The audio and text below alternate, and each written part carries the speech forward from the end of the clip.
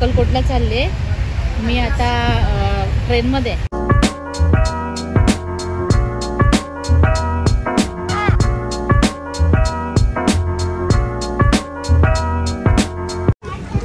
Land झाले आम्ही अक्कलकोटला. लँड झाले.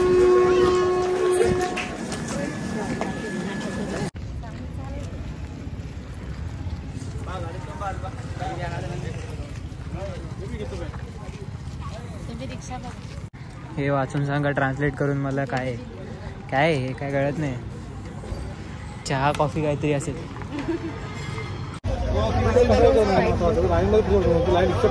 नाही तसं नाही, मला वाटलं.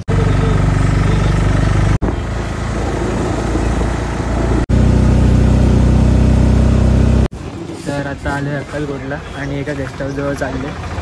आत्ताचे करंट प्लॅन्स मला माहीत नाही आहे तेवढे. थोड्या वेळाने कळाले की सांगतो. इथे मंदिर आहे आणि आम्हाला त्या समोरच मिळाले स्टेसाठी. सिम्पल आहे तिकडे, काय असे हॉटेल्स टाईप नाही, सिम्पल रूम.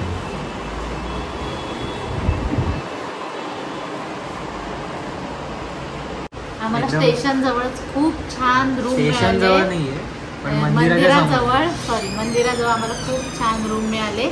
सिद्धार्थ लॉज म्हणून, स्वच्छ आणि छान एकदम मस्त.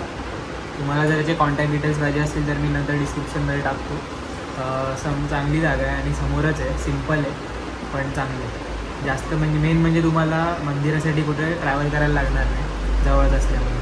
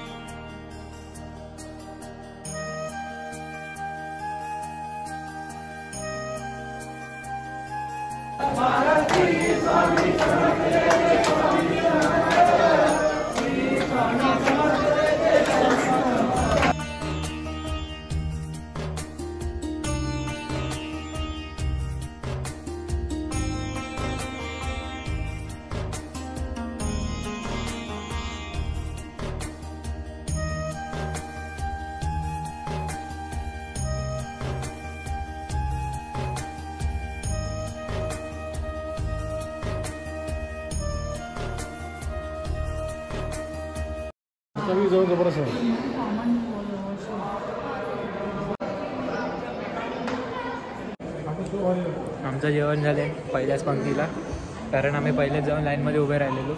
बरीच लोक जेवतात इकडे. आमच्या सोबतच आहे. किती लोक असतील सोबत?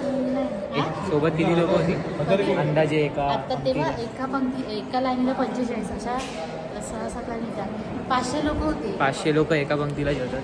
त्यात पहिल्या 500मध्ये आम्ही होतो. आता तुम्ही जे फुटेज बघितलं ते होतं वटवृक्ष मंदिराचं. त्या वटवृक्ष मंदिरात खूप जास्त गर्दी असते, ते आधीच सांगतो तुम्हाला. आणि तिथे तुम्हाला रात्रीचा महाप्रसाद मिळतो. महाप्रसादाचं टायमिंग असतं 8, 8:15 पासून ते 11 वाजेपर्यंत. पण जर तुम्ही आरतीसाठी वगैरे जाताय मंदिरात, त्यानंतर तुम्ही जर ह्याच्यासाठी गेलात तर तुम्हाला खूप टाईम जाईल. लाईन खूप असते जेवणासाठी. तर मी सजेस्ट करेन की 8 वाजल्याच्या आधीपासूनच, म्हणजे 7:30 पासूनच तुम्ही लाईनमध्ये उभे राहा. तेव्हा तुमचा कुठे लवकर जाऊन नंबर लागेल. एक पंगत असते, त्याला 500 लोक तरी असतात. आणि आता त्यांनी ऑनलाईन बुकिंग पण चालू केलं. तर तुम्ही त्यांच्या वेबसाईटवर जाऊन चेक करू शकता की ऑनलाईन महाप्रसादासाठीचं बुकिंग कसं होतं ते.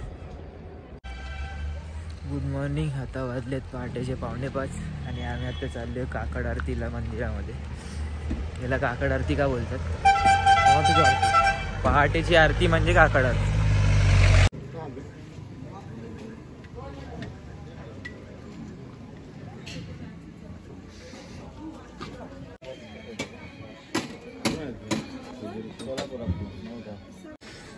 हा तर रस्ता काल एवढा गर्दीने भरलेला.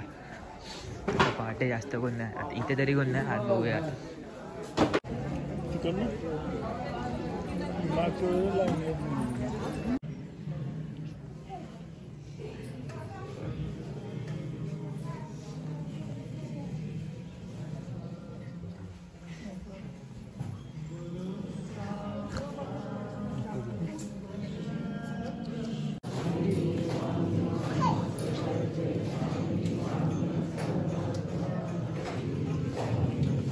पासून सावध राहा. लस्सी लस्सी कुणाला बाजली नाही सगळे हे करायला लस्सी पचवली सगळ्यांनी.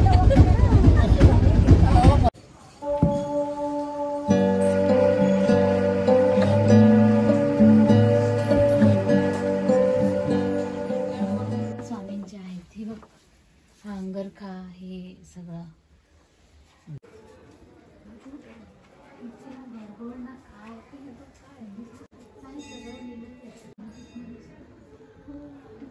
तर हे होतं समाधी मंदिर. समाधी मंदिराच्या वेळेला आम्ही सकाळी गेलेलो आणि सकाळी खूप लवकर गेलात तर तुम्हाला जर अभिषेक करायचा असेल तर इझिली करता येईल. जास्त लोक नसतात सकाळी आणि हे मंदिर कम्पॅरेटिव्हली शांत आहे जरा. मला तरी हे मंदिर खूप जास्त आवडलं, जिथे आम्ही अभिषेक पण केला आणि सकाळी 6 पासून 11 वाजेपर्यंत काहीतरी अभिषेक त्यांचा करता येतो तिथे तुम्हाला. बाजूलाच तिथे चोळाप्पा मंदिर आहे आणि चोळाप्पा मंदिरामध्ये स्वामींच्या तुम्हाला बऱ्याचशा ओरिजिनल ज्या वस्तू होत्या त्या बघायला मिळतील. मुकुट पासून असं बरंच काय काय तिथे ते तुम्हाला तिथे बघायला मिळेल. तर आणि तिथूनच थोड्या डिस्टन्सवरती बाळाप्पा महाराजांचं मंदिर आहे आणि तिथे तुम्हाला स्वामींच्या पावलांचे ठसे बघायला मिळतील.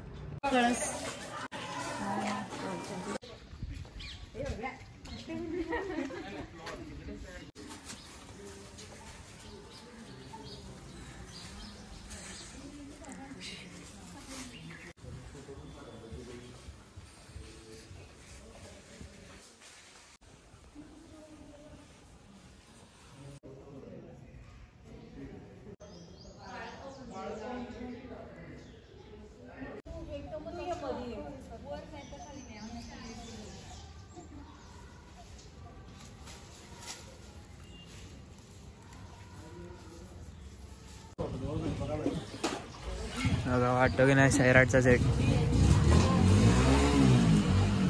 सैराट मूवीचा सेट वाटतो. ॲक्च्युली सैराट या साईडला शूट झाले. आता आम्ही अक्कलकोटला आहोत पण शूट थोडं जवळपासच्याच गावांमध्ये झाले, त्यामुळे थोडी तशीच वाईब आहे. तर आता जाऊन आलो आम्ही समाधी मंदिरात. तिकडे अभिषेक केला सकाळ सकाळी, आमचा पहिलाच नंबर लागला तिकडेचा. आणि तिकडनं आता आम्ही बाळाप्पा मंदिर वगैरे बघितलं. आता चालले नाश्त्याचं वगैरे बघायला.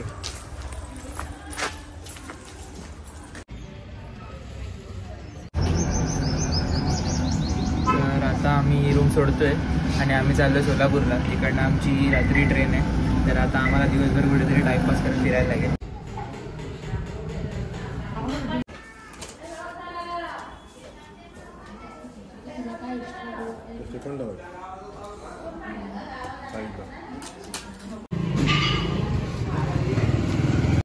तर हे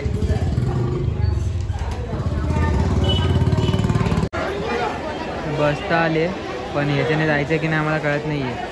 हे काय लिहिलं आहे मला सांगा जरा वाचून.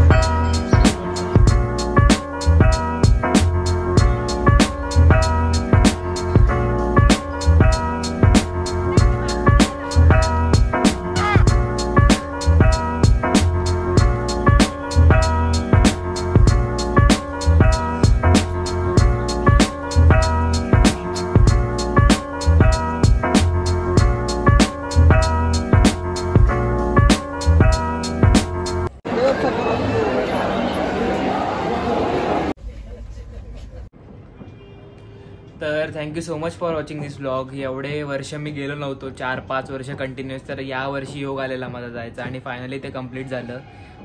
तर या वीकचा व्लॉग तर लेट आला आहे, पण बघू नेक्स्ट वीकपासनं परत मी टायमावर संडेला व्लॉग टाकायचा ट्राय करेन. Thank you so much for watching. जर आवडला असेल तर नक्की लाईक कमेंट शेअर करा आणि चॅनलला सबस्क्राईब करायला विसरू नका. लवकर 2000 सबस्क्रायबर्स करायचे. तर चलो बाय.